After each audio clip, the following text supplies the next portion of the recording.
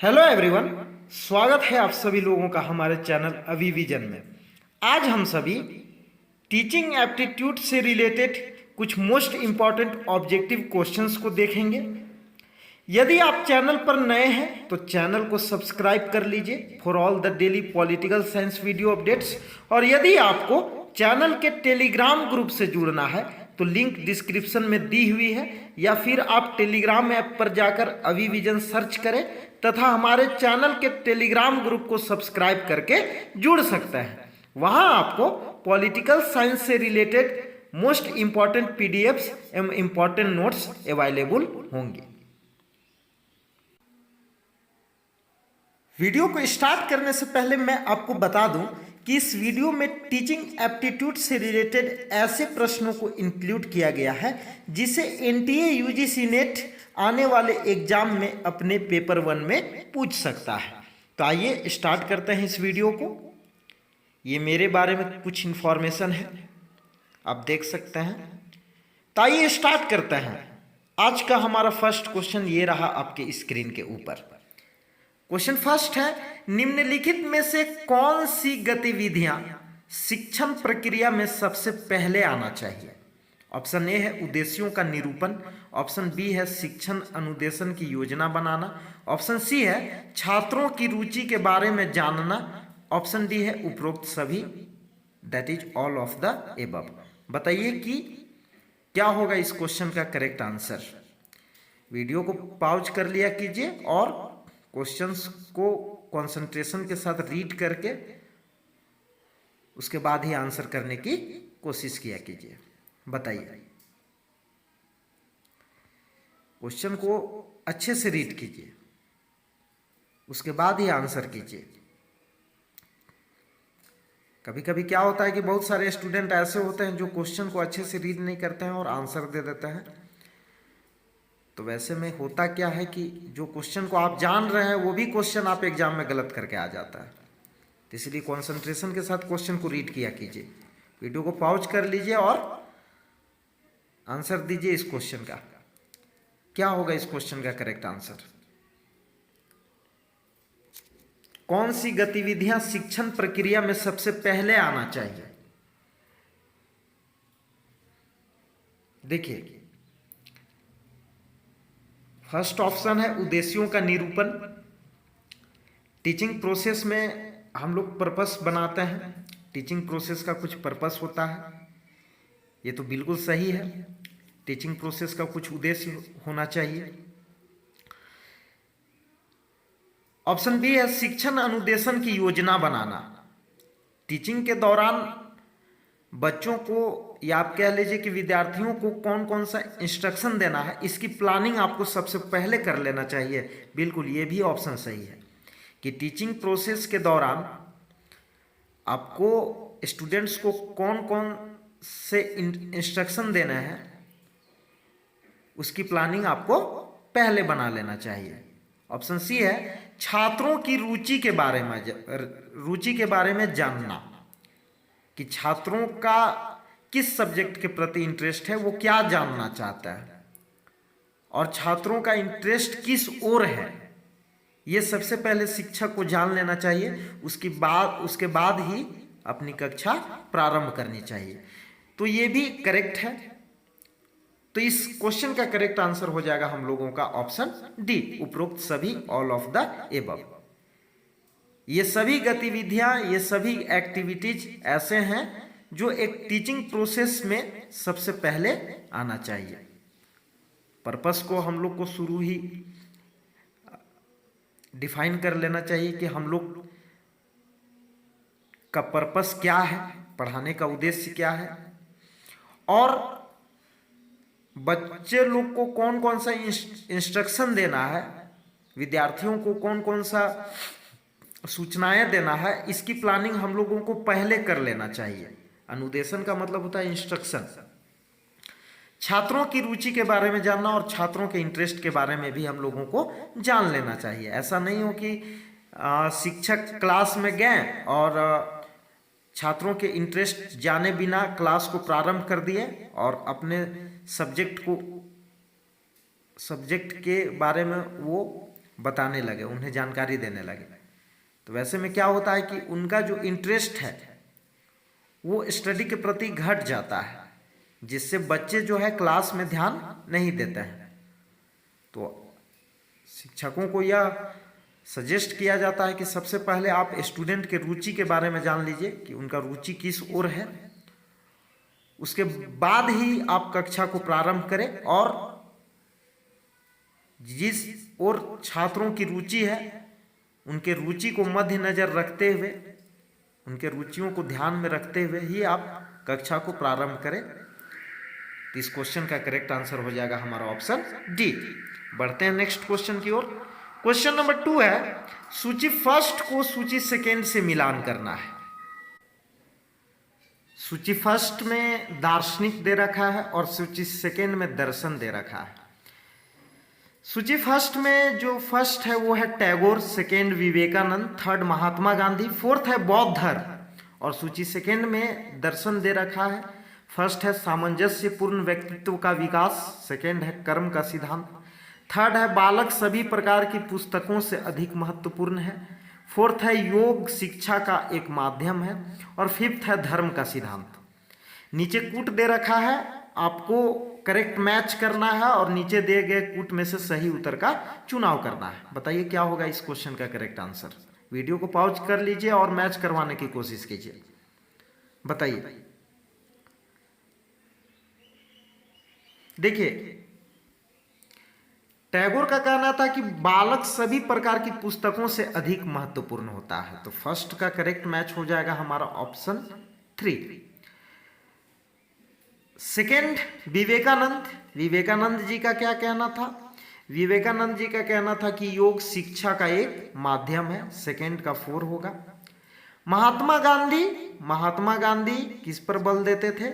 महात्मा गांधी का कहना था कि सामंजस्यपूर्ण व्यक्तित्व का विकास, ये इनका दर्शन है, ये इनका फिलोसॉफी है। बौद्ध धर्म, बौद्ध धर्म कर्म के सिद्धांत पर विश्वास करता है। तो इस क्वेश्चन का करेक्ट आंसर हो जाएगा हमारा 1 का 3। तो 1 का 3 दो जगह है तो ये एलिमिनेट हो जाएंगे। 1 का 3, 2 का 4 और 3 का 1, 3 का 1 और 4 का 2। तो इस क्वेश्चन का करेक्ट आंसर हो जाएगा हमारा ऑप्शन सी। तो बढ़ते हैं नेक्स्ट क्वेश्चन की ओर। क्वेश्चन नंबर 3 क्या है? क्वेश्चन नंबर 3 है, निम्नलिखित में से कौन से कथन प्रभावी शिक्षण में सम्मिलित हैं? आपको बताना है कि इनमें से कौन सा वो स्टेटमेंट है जो अफेक्टिव टीचिंग को डिस्क्राइब कर रहा है। अफेक्टिव टीचिंग, प्रभावी शिक्षण को डिस्क्राइब कर रहा है। ऑप्शन ए है, शिक्षक सक्रिय होते हैं परंतु छात्र सक्रिय हो भी सकते हैं और नहीं भी। ऑप्शन बी है, शिक्षक सक्रिय या निष्क्रिय हो सकता है परंतु छात्र सक्रिय होते हैं। ऑप्शन सी है, शिक्षक और छात्र दोनों सक्रिय हैं। ऑप्शन डी है, उपरोक्त सभी। बताइए कि क्या होगा इस क्वेश्चन का करेक्ट आंसर। बताइए, गेस कीजिएगा इस क्वेश्चन का करेक्ट आंसर क्या होगा।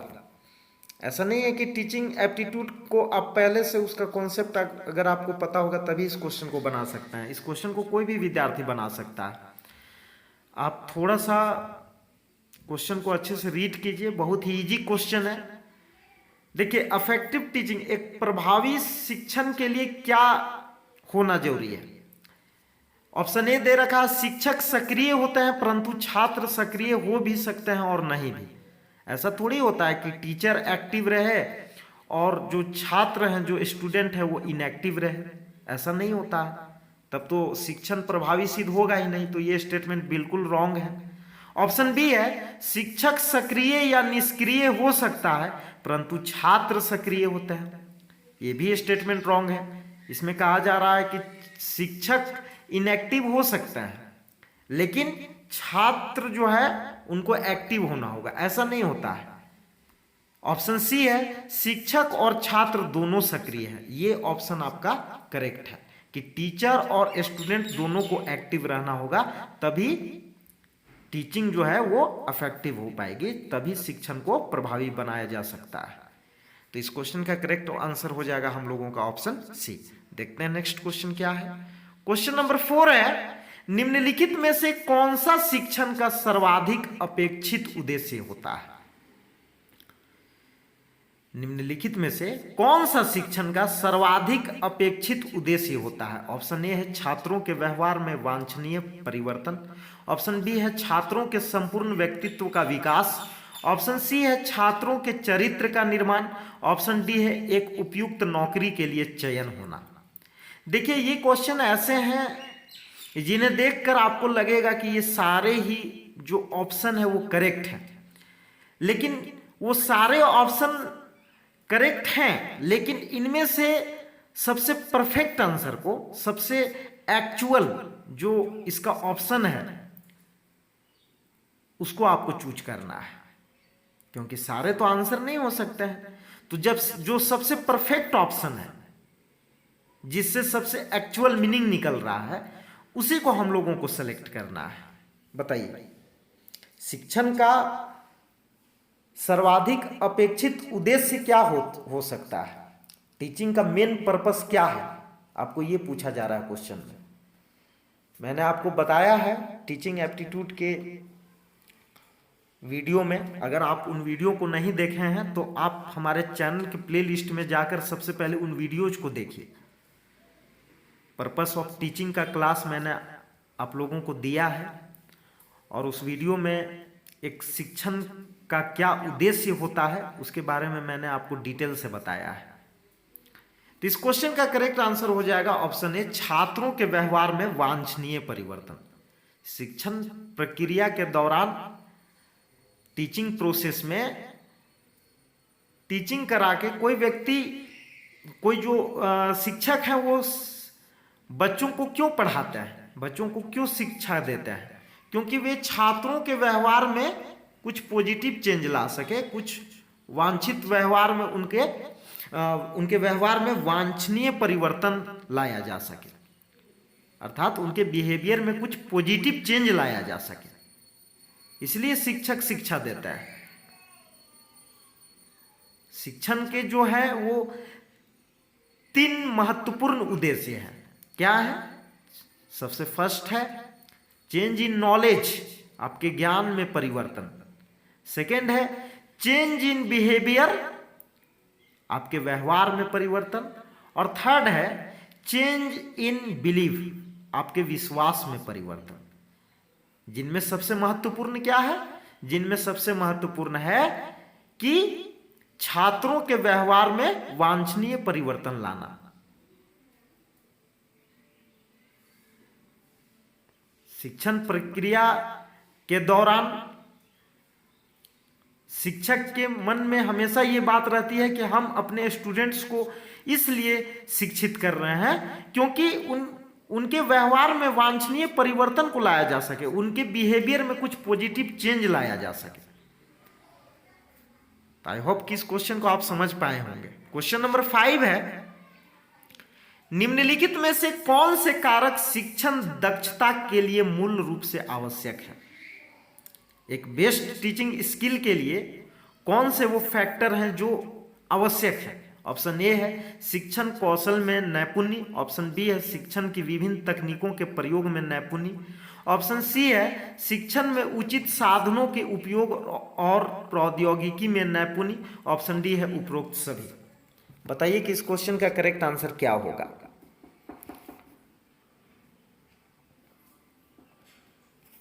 बताइए।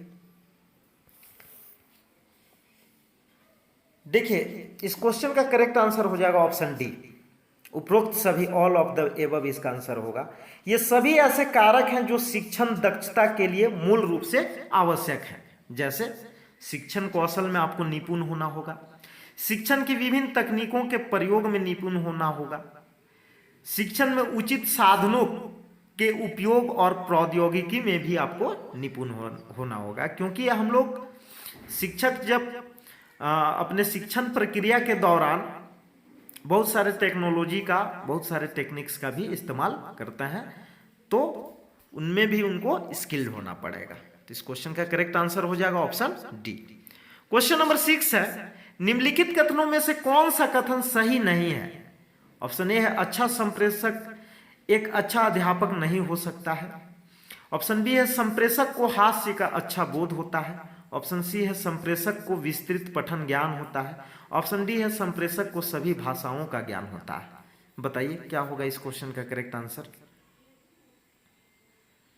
बताइए कौन सा कथन सही नहीं है? देखिए इस क्वेश्चन में कहा जा रहा है कि कौन सा कथन सही नहीं है। सही नहीं है पर हमें फोकस करना है। इसमें ऑप्शन ए अच्छा संप्रेषक एक अच्छा अध्यापक नहीं हो सकता है। बिल्कुल ये स्टेटमेंट जो है वो बिल्कुल इनकरेक्ट है। क्यों? क्योंकि एक अच्छा संप्रेषक एक अच्छा अध्यापक हो सकता है, लेकिन यहां बोला जा रहा है कि नहीं हो सकता। ये बिल्कुल गलत बात है। एक अच्छे से कम्युनिकेट करने वाला जो पर्सन है, जो अपनी बातों को अच्छे से दूसरों तक पहुंचा सकता है, कम्युनिकेट कर सकता है, वो एक अच्छा शिक्षक हो सकता है, एक अच्छा अध्यापक हो सकता है। लेकिन स्टेटमेंट में दे रखा है कि नहीं हो सकता, तो ये स्टेटमेंट बिल्कुल इनकरेक्ट है। बाकी स्टेटमेंट को आप देख लीजिए। संप्रेषक को हास्य का अच्छा बोध होता है, बिल्कुल। संप्रेषक को विस्तृत पठन का ज्ञान होता है, ये भी स्टेटमेंट करेक्ट है। और संप्रेषक को सभी भाषाओं का ज्ञान होता है, बिल्कुल, ये भी बिल्कुल करेक्ट स्टेटमेंट है। तो ऑप्शन ए हमारा इनकरेक्ट है, इसलिए ऑप्शन ए क्वेश्चन का करेक्ट आंसर हो जाएगा। देखते हैं नेक्स्ट क्वेश्चन क्या है। क्वेश्चन नंबर 7 है, एक सफल शिक्षक वही होता है जो, ऑप्शन ए है, वह अपने विषय को अच्छी तरह से जानता हो। ऑप्शन बी, जिसकी कक्षा का परिणाम 100% आता है। ऑप्शन सी, वह छात्रों के लिए अभिगम्य हो, एक्सेसिबल। ऑप्शन डी, उसके लेख प्रतिष्ठित पत्रिकाओं में प्रकाशित होते हो। बताइए एक सफल शिक्षक आप किसको कह सकता है? जो अपने विषय को अच्छी तरह से जानते हो, या जिसकी कक्षा का परिणाम 100% आता हो, या वह छात्रों के लिए अभिगम्य हो, या फिर उसके लेख प्रतिष्ठित पत्रिकाओं में प्रकाशित होते हो। तो इस क्वेश्चन का करेक्ट आंसर हो जाएगा हम लोगों का ऑप्शन ए। एक सफल शिक्षक वही होता है जो अपने विषय को अच्छी तरह से जानते हो। तो ये सबसे परफेक्ट ऑप्शन है। तो इस क्वेश्चन का करेक्ट ऑप्शन हो जाएगा हम लोगों का ऑप्शन ए। बढ़ते हैं नेक्स्ट क्वेश्चन की ओर। क्या है क्वेश्चन नंबर 8, यदि एक शिक्षक अपनी आय बढ़ाना चाहता है तो उसे निम्नलिखित में से कौन सा उपाय करना चाहिए? ऑप्शन ए है अतिरिक्त समय के दौरान कोचिंग संस्थानों में पढ़ाना। ऑप्शन बी है शिक्षण संस्थान में अधिक पारिश्रमिक वाले कार्य करना। ऑप्शन सी है शिक्षण के अलावा अन्य संविदात्मक कार्य से जुड़ना। ऑप्शन डी है पुस्तकें लिखना। बताइए एक शिक्षक, एक टीचर अपनी इनकम को इंक्रीज करना चाहता है, अपनी आय में बढ़ोतरी करना चाहता है, तो उससे कौन सा उपाय करना चाहिए? अतिरिक्त समय के दौरान कोचिंग संस्थानों में पढ़ाना चाहिए, शिक्षण संस्थान में अधिक पारिश्रमिक वाले कार्य करना चाहिए, शिक्षण के अलावा अन्य कॉन्ट्रेक्चुअल जॉब से जुड़ना चाहिए, या पुस्तकें लिखना चाहिए? बताइए सबसे बेस्ट वर्क कौन सा रहेगा उन लोगों के लिए? आपको क्या लगता है कि इस क्वेश्चन का करेक्ट आंसर क्या होना चाहिए? देखिए इन क्वेश्चंस को आप जरूर प्रैक्टिस कीजिए, क्योंकि जितने ज्यादा क्वेश्चंस का आप प्रैक्टिस करेंगे वही आपके लिए बेस्ट होगी और आप एग्जाम को आसानी से क्रैक कर पाएंगे। देखिए क्वेश्चन से आपको एक आइडिया मिलता है कि हमको क्वेश्चन कैसे सॉल्व करना है, एक टाइम मैनेजमेंट का आइडिया मिलता है कि कम टाइम में हम क्वेश्चन को कैसे सॉल्व कर पाएंगे, और एक आपको ये भी आइडिया मिलता है कि क्वेश्चन कैसे पूछे जा रहे हैं और कहाँ से पूछे जा रहे हैं। तो जिस समय आप टॉपिक को पढ़ते हैं और आपको पता रहता है कि किस तरह के क्वेश्चंस एग्जाम में पूछे जाते हैं, तो आप उस टॉपिक में जो इम्पोर्टेंट कंटेंट रहते हैं उनको आप आसानी से अपने माइंड में सेट कर पाएंगे, क्योंकि सिर्फ आपको आपका जो ब्रेन है वो सिर्फ इम्पोर्टेंट कंटेंट की ओर दौड़ेगा। तो इसलिए आप क्वेश्चंस को अधिक से अधिक प्रैक्टिस कीजिए। तो इस क्वेश्चन का करेक्ट आंसर हो जाएगा पुस्तकें लिखना।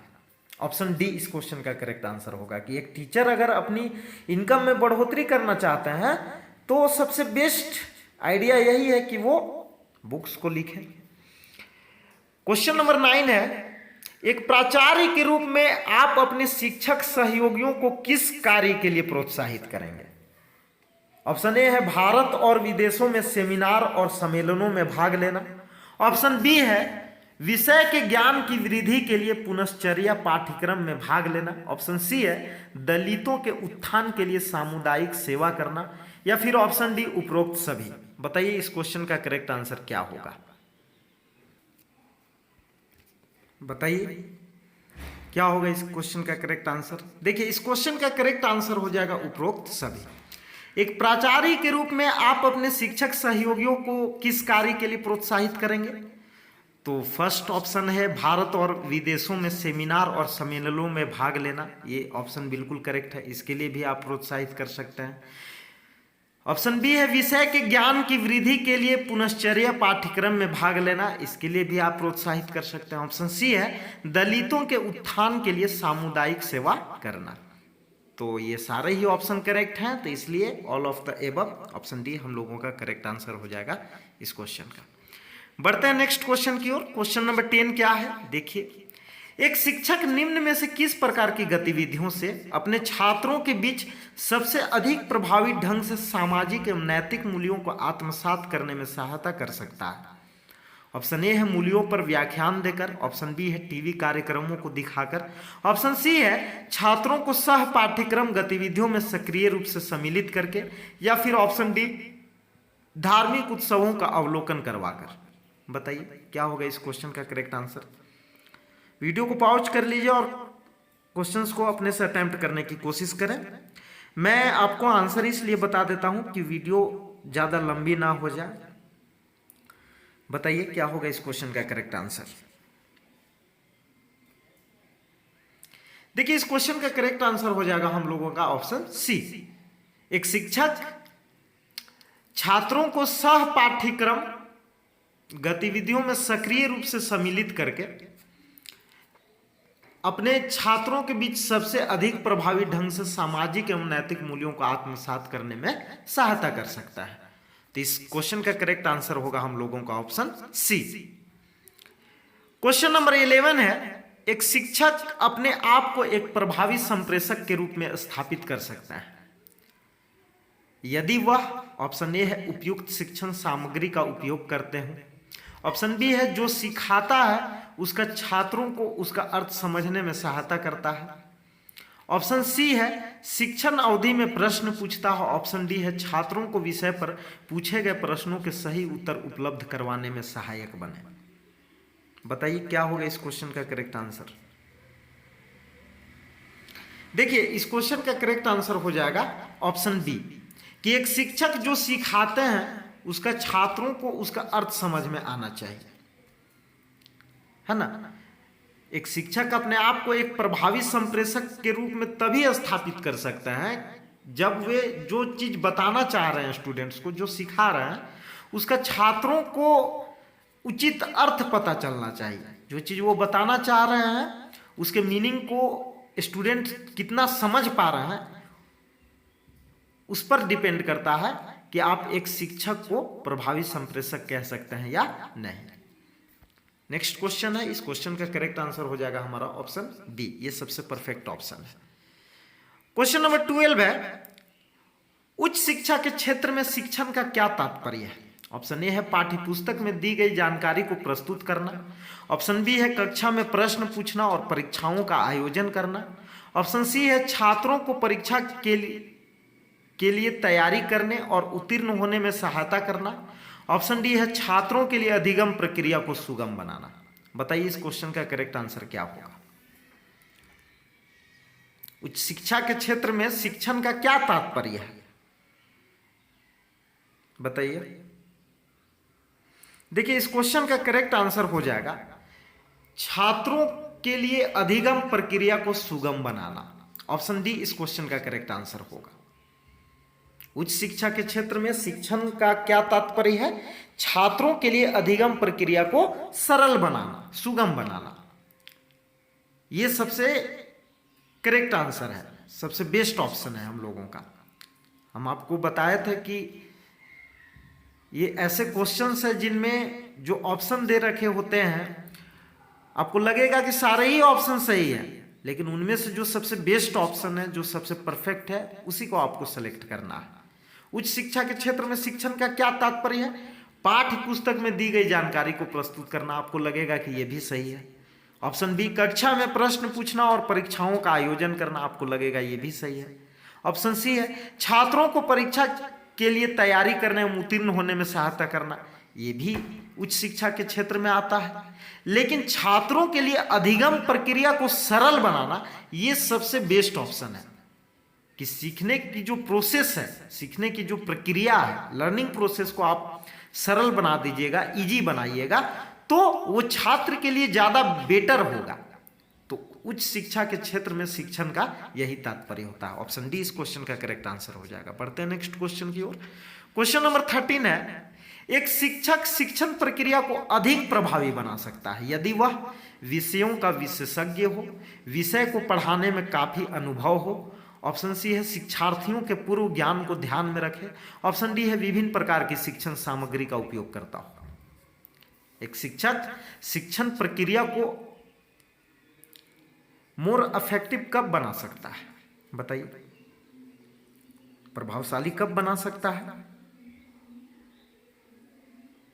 देखिए, एक शिक्षक शिक्षण प्रक्रिया को अधिक प्रभावी कब बना सकता है? जब वह शिक्षार्थियों के पूर्व ज्ञान को ध्यान में रखे।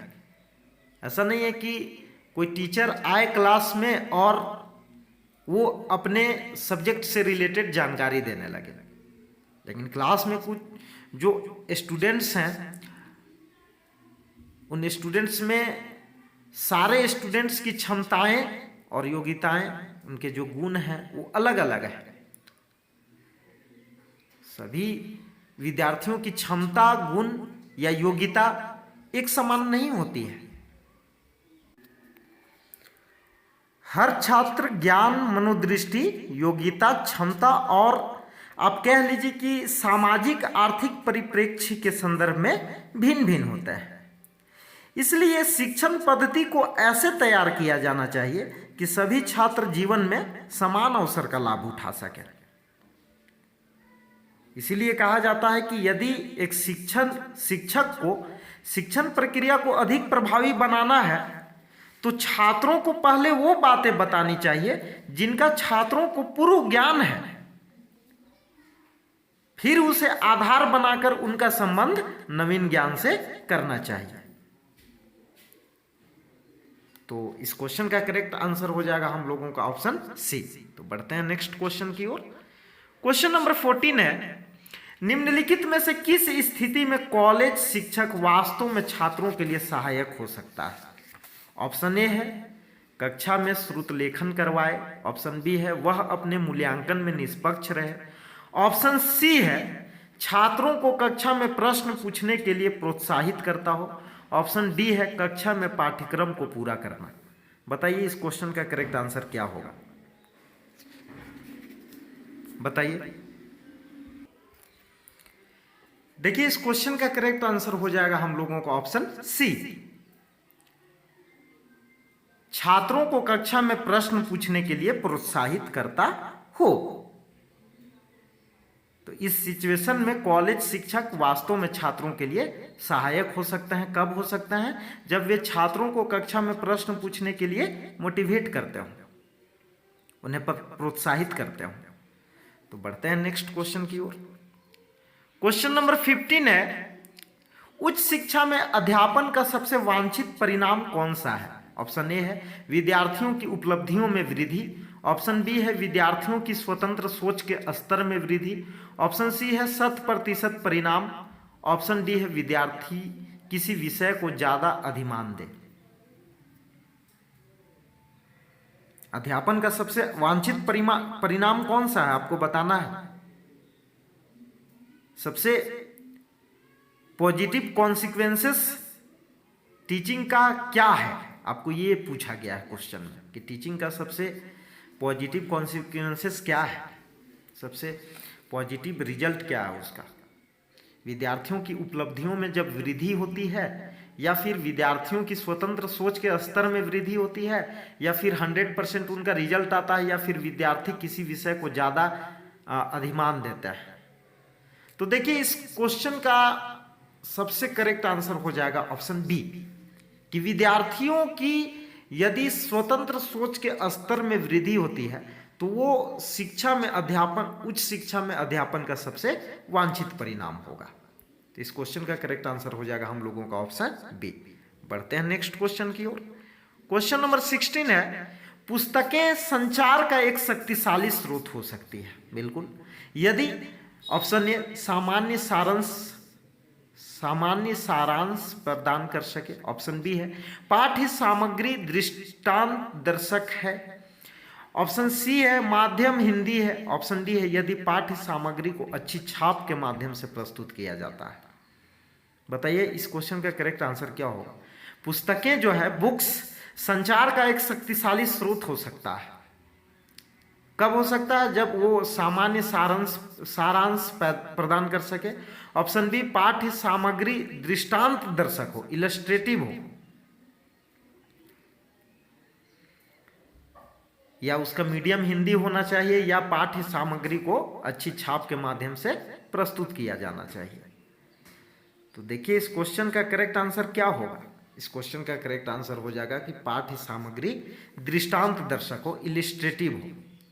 इलिस्ट्रेटिव का मतलब हुआ कि उस पाठ्य सामग्री में जो भी कंटेंट है, जो भी बातें बताई गई है, उनमें एग्जाम्पल्स हो और उन्हें इस तरह से एडजस्ट किया गया हो, उस पुस्तक में हर बातों को इस तरह से लिखा गया हो जिसे आप देखकर समझ सकते हैं। इलस्ट्रेशन मेथड का यूज किया गया हो, जिसमें कंटेंट के साथ, जिसमें इंफॉर्मेशन के साथ बहुत सारे इमेजेज लगी हों, जिनको आप इमेज के माध्यम से भी आप समझ सकते हैं चीज़ों को। तो यदि ऐसी बुक आपके पास हैं जिनमें सब्जेक्ट मैटर है और सब्जेक्ट मैटर को शो करने के लिए बहुत सारे पिक्चर्स मौजूद हैं, बहुत सारे इमेजेज हैं, बहुत सारे एग्जाम्पल्स हैं, तो वो पुस्तकें संचार का एक शक्तिशाली स्रोत हो सकती है। तो इस क्वेश्चन का करेक्ट आंसर हो जाएगा हम लोगों का ऑप्शन डी। बढ़ते हैं नेक्स्ट क्वेश्चन की ओर। क्वेश्चन नंबर 17 है, निम्नलिखित में से कौन सा परिणाम प्रभावी शिक्षण को सबसे सही प्रकार से प्रतिबिंबित करता है। ऑप्शन ए है छात्रों की उपस्थिति, ऑप्शन बी है विशेष सम्मान, ऑप्शन सी है छात्रों द्वारा पूछे गए सार्थक प्रश्न, ऑप्शन डी है कक्षा में पूर्ण रूप से शांति होना। बताइए क्या होगा इस क्वेश्चन का करेक्ट आंसर। तो इस क्वेश्चन का करेक्ट आंसर हो जाएगा ऑप्शन सी, छात्रों द्वारा पूछे गए सार्थक प्रश्न। जब छात्र जो है कुछ अच्छे प्रश्नों को पूछते हैं अपने शिक्षकों से, तो वो एक प्रभावी शिक्षण को सबसे सही प्रकार से प्रतिबिंबित करता है। तब आप कह सकते हैं कि जो टीचिंग है वो अफेक्टिव है। बढ़ते हैं नेक्स्ट क्वेश्चन की ओर। क्वेश्चन नंबर 18 है, निम्नलिखित में से कक्षा शिक्षण का सबसे महत्वपूर्ण उद्देश्य कौन सा है। ऑप्शन ए है जानकारी देना, ऑप्शन बी है जिज्ञासु मन को विकसित करना, ऑप्शन सी है छात्रों के व्यक्तित्व का विकास करना, ऑप्शन डी है छात्रों को परीक्षाओं में उत्तीर्ण होने में सहायता करना। बताइए इस क्वेश्चन का करेक्ट आंसर क्या होगा। कक्षा शिक्षण का सबसे महत्वपूर्ण उद्देश्य कौन सा है। तो इस क्वेश्चन का करेक्ट आंसर हो जाएगा हम लोगों का ऑप्शन बी, जिज्ञासु मन को विकसित करना। जो बच्चे सीखने के लिए इच्छुक हैं, जिनके अंदर जिज्ञासा है ज्ञान प्राप्त करने की, उनकी जिज्ञासा को और डेवलप करना शिक्षण का सबसे महत्वपूर्ण उद्देश्य होना चाहिए, ऑप्शन के अनुसार। नेक्स्ट है क्वेश्चन नंबर 19, छात्र उन शिक्षकों को अपेक्षाकृत अधिक पसंद करते हैं जो कि कक्षा में सबसे अधिक श्रुति लेख करवाएं। ऑप्शन बी है परीक्षा से पहले महत्वपूर्ण प्रश्नों की सूची प्रदान करें, ऑप्शन सी है विषयों से संबंधित छात्रों की समस्याओं का समाधान करें, और ऑप्शन डी है जो स्वयं को अनुशासन में रखें। तो बताइए क्या होगा इस क्वेश्चन का करेक्ट आंसर। इस क्वेश्चन का करेक्ट आंसर हो जाएगा हमारा ऑप्शन सी, विषयों से संबंधित छात्रों की समस्याओं का समाधान करें। अगर जो उनका सब्जेक्ट है उस सब्जेक्ट से रिलेटेड उनका जो प्रॉब्लम है उसका सॉल्यूशन अगर टीचर दे पा रहे हैं, उसको सॉल्व कर दे रहे हैं, उनके प्रॉब्लम को रिसॉल्व करते हैं, तो दैट मीन्स कि उन शिक्षकों को छात्र जो है वो अधिक पसंद करता है। बढ़ते हैं नेक्स्ट क्वेश्चन की ओर। आज का हमारा लास्ट लेकिन बहुत ही इंपॉर्टेंट क्वेश्चन, निम्नलिखित में से शिक्षण का मुख्य उद्देश्य कौन सा है? ऑप्शन ए है पाठ्यक्रम से संबंधित जानकारी देना, ऑप्शन बी है परीक्षा के लिए छात्रों को तैयार करना, ऑप्शन सी है छात्रों को रोजगार संबंधी सहायता प्रदान करना, या फिर ऑप्शन डी छात्रों की सोच शक्ति को विकसित करना। आई होप कि इस क्वेश्चन का आंसर आपको मिल गया होगा। सबसे बेस्ट आंसर कौन सा है, सबसे परफेक्ट, जिसे आप टिक करके आ सकते हैं एग्जाम में? यदि आपको यह क्वेश्चन आपके एग्जाम में आ जाती है तो आप इस क्वेश्चन का करेक्ट आंसर क्या लगाइएगा? आपके अकॉर्डिंग इस क्वेश्चन का करेक्ट आंसर क्या होना चाहिए? तो इस क्वेश्चन का करेक्ट आंसर होगा हम लोगों को ऑप्शन डी, छात्रों की सोच शक्ति को विकसित करना। यह शिक्षण का सबसे मुख्य उद्देश्य होना चाहिए। तो फ्रेंड्स, आज के लिए इतना ही। यदि आपको हमारी यह वीडियो अच्छी लगी हो तो इस वीडियो को अधिक से अधिक लाइक करें, कमेंट करें अगर आपको किसी भी तरह का डाउट हो, और इस वीडियो को अपने सारे उन दोस्तों के साथ शेयर करें जो UGC net exam political science की प्रिपरेशन कर रहे हो, तथा यह वीडियो अन्य कॉम्पिटिटिव एग्जाम्स के लिए भी बेनिफिशियल है। हमारे चैनल को जरूर सब्सक्राइब करें, बेल आइकन को भी प्रेस कर लें ताकि हमारे द्वारा बनाई गई हर वीडियो की नोटिफिकेशंस आपको मिलती रहे। तो इस चैनल पर इसी तरह का वीडियो पाने के लिए आप हमारे चैनल के साथ लगातार बने रहिए। और फ्रेंड्स, आज के लिए इतना ही। मिलते हैं नेक्स्ट वीडियो में। आज की इस वीडियो को देखने के लिए आपको बहुत बहुत धन्यवाद।